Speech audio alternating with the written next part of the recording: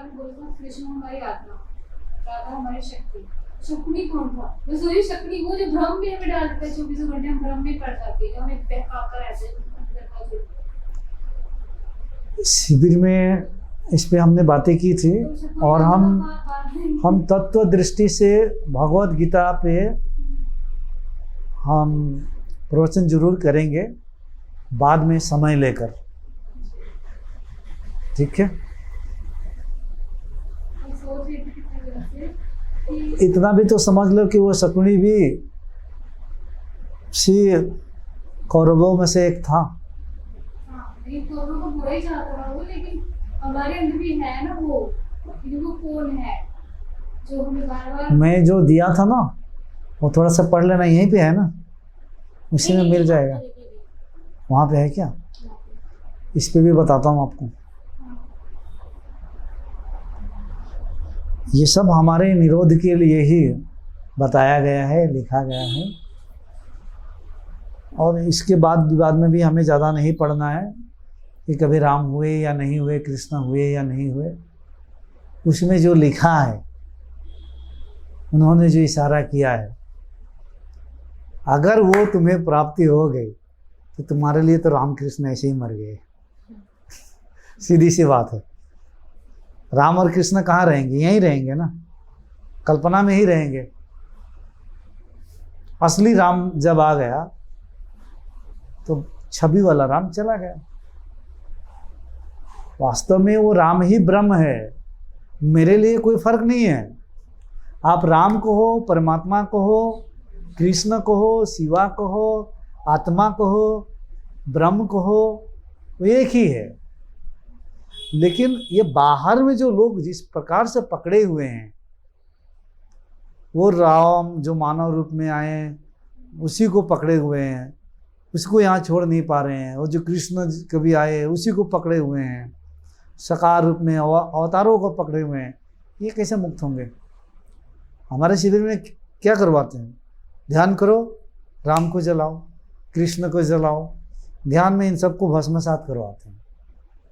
सारे देवी देवता को जलाओ और भस्मसात करो। कुछ नहीं बचना चाहिए, कुछ नहीं बचना चाहिए।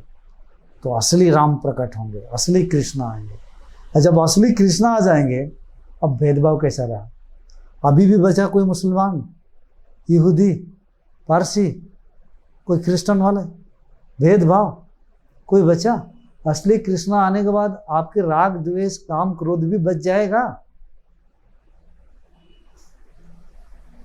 और राधा पूरे शक्ति है, सर्वव्यापक प्रकृति है, जो हमेशा से नाचती है, बनती है, बिगड़ती है। अब पूरे ब्रह्मांड का जो एक आत्मा है वो कृष्णा है, जो सदा से है। जैसे यहाँ एक जीवात्मा है और शरीर है, उसी तरह से एक आत्मा है और पूरे ब्रह्मांड उसका शरीर, जो बनता है, बिगड़ता है। राधा और कृष्ण कभी अलग हुए? कभी नहीं हुए। हो सकता है पुराणों में उनको साकार रूप में, अवतारों में दिखाया गया, बट असली राधा कृष्ण को समझो कौन है, असली शिव शक्ति को समझो। समझने से नहीं होगा, पहले तो समझो, उसके बाद बोध करो। बोध तो कभी कभी तो बोध में और राधा का बोध हो जाता है, शक्ति का बोध हो जाता है, लेकिन पूरी तरह से वो अहम ब्रह्मास्मि परम शून्य आत्म सिद्धि, वो स्थिति नहीं आती है तो ये लोग फिर यहीं पर अटक जाएंगे और उसी साकार को ही पकड़ लेंगे। समझ रही हो? मैक्सिमम गुरु यहाँ पर अटक जाते हैं। इसलिए मैं कहता हूँ, इन लोगों को अगर निर्विकल्प समाधि नहीं लगी है तो कर क्या रहे हैं? क्यों वृंदावन में ज्ञान दे रहे हैं? नहीं देना चाहिए। और आपके बार बार ब्लेसिंग से, कुछ ऊर्जा से, दृष्टि से वो तो अवेकेंड हो जाना चाहिए।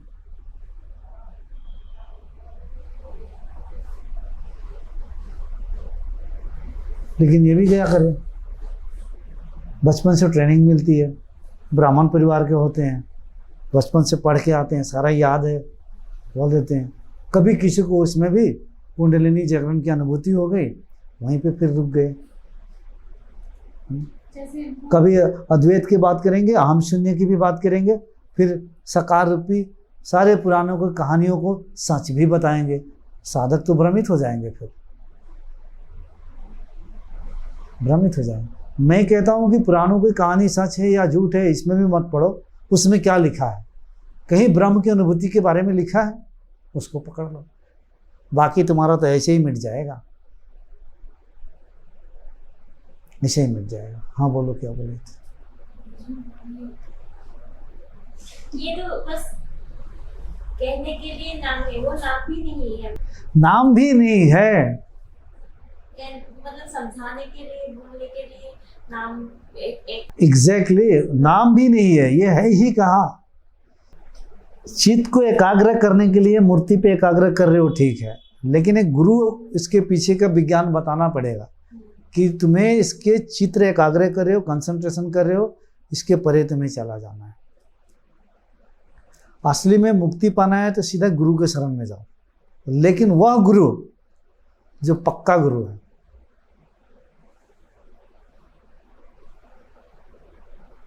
नहीं तो आप जाओ घूमते रहो, भावुक हो जाओगे, कभी आंखों में आंसू आएगी, प्रवचन सुन के काम कहानी खत्म, कुछ नहीं बदला। यही होता है।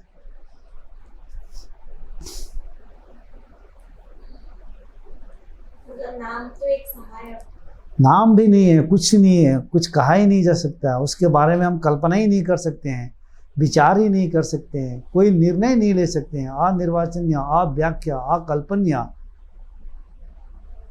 तो उसके बारे में हम कैसे बता देते हैं कि ये ऐसा है, ये ऐसा है, ये ऐसा है। इसके बारे में हम, मतलब आपने उसको पकड़ लिया, जान लिया, इसका मतलब है आप उससे बड़े हो। वो इतना विशाल है कि वो पकड़ में आ ही नहीं सकता है, तो आप कैसे पकड़ ले रहे हो? ये सब लोगों का अपनी अपनी भावनाएं हैं, ये विचार है, ये विकल्प है। और सारे शास्त्र, सारे अवतार, देवी देवता, कृष्ण, राम, ये सब क्या हो जाएंगे, यानी कि गुरु भी, सारे गुरु भी उस जगह में सब शून्य हो जाएंगे। तो इस मार्ग तक, पूरे सत्य तक साक्षात कोई अगर परम सत्य गुरु मिले तब भी, नहीं तो वो तो भटकेंगे भटकेंगे भटकेंगे, कितने भटकेंगे भटकेंगे, जन्म जन्म तक भटकेंगे, वो समझ ही में नहीं आएगा। वो तर्क वितर्क में ही रहेंगे, तर्क वितर्क में। जैसे जन्माष्टमी आया था तो भैया ने कहा रहा कि आज ध्यान नहीं करवा रहे आप, तो मैंने बोला क्यों, आज तो जन्माष्टमी है, कुछ लोगों को नहीं है। मैंने बोला कहा जन्माष्टमी, हमारे लिए कोई जन्माष्टमी नहीं है। मैंने कहा तो क्यों, अब पता नहीं कृष्ण हुए नहीं हुए और उनकी जन्माष्टमी क्या मनाना है, हमारे लिए तो हर रोज़ जन्माष्टमी है। तो बोल रहे ऐसे क्यों बोल रहे हो, कैसे कृष्ण नहीं हुआ, विज्ञान लोग सागर में ढूंढ रहे हैं, वो जगह मिल रहा है, ऐसे मिल रहा है, अब पता नहीं, उसे मुझे मतलब नहीं है। मैंने कहा हमारे लिए कृष्ण और रत्न कुछ नहीं है, सब मिट गए, या तो कृष्ण है तो वही है बस। आपके अंदर कृष्ण अवतार हो गया तो आप, कृष्ण जिसके अंदर प्रकट हुआ वही अवतार है। ऐसा क्योंकि कोई एक अवतार रहेगा, ये का क्या अवतारों में आप वैज्ञानिक बातें किया जा रहा है, लोग कई चीज़ें तो आप वैज्ञानिक बातें की जा रही है। प्रकृति के अपनी एक इंटेलिजेंस की व्यवस्था के अनुसार ही होता है चीज़ें। अब रावण के एक रीढ़ की हड्डी है, 10 सिर है, तो जो स्पाइनल कोड एक है ब्रेन में, तो एक आंख मारेगा तो 10 में आंख मारेगा फिर वो। ऐसा 10 सिर वाला क्या रावण कभी हुआ?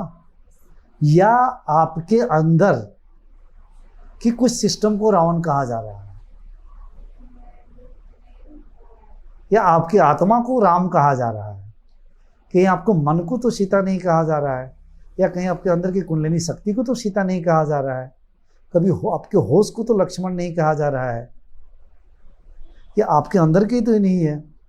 हनुमान को तो प्रकृति में विद्यमान सारे शक्तियों को एक साथ, एक यूनियन, जो तत्व, जो ज्ञान है ब्रह्मांड के, जो पदार्थ का ज्ञान, सूक्ष्म तत्वों का ज्ञान, कहीं ये तो हनुमान का नहीं है जो कि व्यापक, बहुत सारी चीज़ें हैं ये चीज़ें। राजा दशरथ कौन है, और राजा दशरथ क्यों मार रहे थे हरिण को, हत्या क्यों कर रहे थे जानवर को, और उनका बेटा राम, ये लोग मार के क्या खा रहे थे मीट मछली? अब मना कर रहे हो आप, क्यों शिकार कर रहे थे ये लोग? थोड़ा समझना है। मतलब ये मान भी लो कि वो कृष्ण या राम यहाँ पे मनुष्य जन्म लेके मतलब ऐसे शरीर पैदा हुआ है, लेकिन वो मतलब गुरु की तल पे जैसे वो ऊर्जा है ना, उसके शरीर के में हाँ, अभी पॉइंट पे आ रही हो तो इस बात को भी समझ लो। पहले तो लोग घबरा जाते हैं, अब विरोध में आते हैं हमारे। मान लो कि हुए भी हैं, अब हमें कोई ज़बरदस्ती कहेगा कि हुए ही है, प्रमाण देगा, हम मान लेते हैं हो गए, प्रमाण भी दे दिया। तो जैसा ये शरीर है ऐसे ही वो भी पैदा हुए, ठीक है। ब्रह्म का बोध हुआ, राम की कहानी भी है योग वशिष्ठ में। खाना पीना छोड़ दिए थे, जब तक मैं सत्य को नहीं जानूंगा तब तक कुछ नहीं करूंगा, तब उनके गुरुओं के द्वारा उनका बोध हुआ। कृष्ण की भी एनलाइटनमेंट की कहानी है, उनकी भी बोध हुआ। अब जब वो बोध हो गया तो वो ब्रह्म स्वरूप हो गए। अब उनके शरीर के द्वारा वो जो बहा वह कृष्ण, वह राम है, ठीक है। अब शरीर रूप से आप जो कह रहे हो, और बाद में इसको लेकर ढेर चमत्कारी कहानियां आपने लिख दी, ये गलत हुआ। और एक धर्म में नहीं, मैं कहता हूं क्रिश्चियन धर्म में भी लिखा गया है ये। जीसस को लेकर कितनी चमत्कारी कहानियां लिखी गई है। सूली पे से वो आया, फिर गायब हो गया, फिर आ गए, कुछ लोगों का दर्शन दिए, कुछ लोगों को कहा, उसमें भी चमत्कारियाँ कहानी लिखी गई है जीसस को लेकर। और तो जीसस को ही सबसे परमात्मा मानते हैं, परमेश्वर मानते हैं। बुद्ध को लेकर कितनी चमत्कारी, जबकि जीवन भर बुद्ध ने चमत्कार के खिलाफ कहा है कि बुद्ध उड़ कर यहाँ से वहाँ गए, बुद्ध ने ये किया वो किया, चमत्कारी कहानियाँ बुद्ध को भी लेकर। गुरु नानक देव को चमत्कारी लिखा गया है कि उनका पैर इधर गया, वो कहाँ मक्का में गए, इधर से इधर सोए थे, शॉर्टकट में बता रहा हूँ कि इधर गए तो उधर से उधर उनका वो क्या मस्जिद का कुछ ये था तो वो उधर उठ के चला गया, उधर पैर किया, वहाँ का जो मौलवी था वो जाकर सो गए थे, पैर उधर ही करके मस्जिद के दरवाज़ा को, तो उधर उनका पैर इधर उठाया तो वो भी उधर चला गया, ये भी उधर चला गया। जियोग्राफिकली तो कोई प्रूफ नहीं है, लेकिन सारे सिख अगर इसके खिलाफ बोलोगे तो तलवार निकाल सकते हैं। तुम हमारे गुरु नानक देव के बारे में ऐसे कह रहे हो, लेकिन उनके लिए ऐसी कितनी चमत्कारी कहानियाँ हैं। आदि शंकराचार्य को लेकर कितनी चमत्कारी कहानियाँ हैं। तो कितने लोगों ने प्रत्येक गुरुओं को लेकर, ऐसे ऐसे लोगों को लेकर इतनी चमत्कारी कहानियाँ लिख दिए हैं, बहुत सारी चीज़ें। बात को बिगाड़ दिया, बात को ख़त्म कर दिया। वो भी इंसान होते हैं, हम चाहें तो हम भी कर सकते हैं उनकी तरह। अरे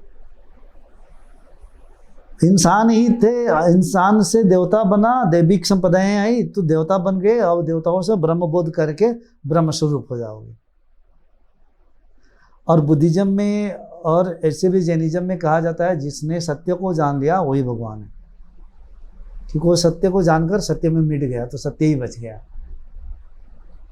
अगर गुरु जी के बारे में अगर कहानियां लिख दो अभी किताब, इन फ्यूचर क्या पता आपको पूजा पाठ करके आपको पूरा अलग ही दिशा में लेके जाएंगे। समझिए, ये अवतार थे, छूने से लोगों को वाइब्रेशन होता था, बीमारी दूर हो जाता था, ऐसे ऐसे होता था, बना देंगे कुछ। लेकिन मैं क्या कह रहा हूँ, तुम भी वही हो, तुम भी यहाँ तक पहुँचो। बाद में लोग बना देते हैं उस चीज़ को, और ज़बरदस्त बना देते हैं लोग किसी भी चीज़ को लेकर।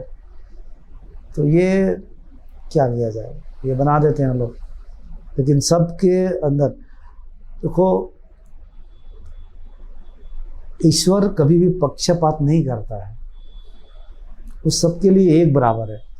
जैसे आकाश, सूर्य, चांद किसी के लिए पक्षपात नहीं करता है, वह परमात्मा किसी के लिए पक्षपात नहीं करता है, सबके लिए एक बराबर है। वो प्रत्येक धर्मों को लोगों के लिए भी एक बराबर है, प्रत्येक जाति वर्ण समाज के लोगों के लिए भी एक बराबर है, एक जैसा है।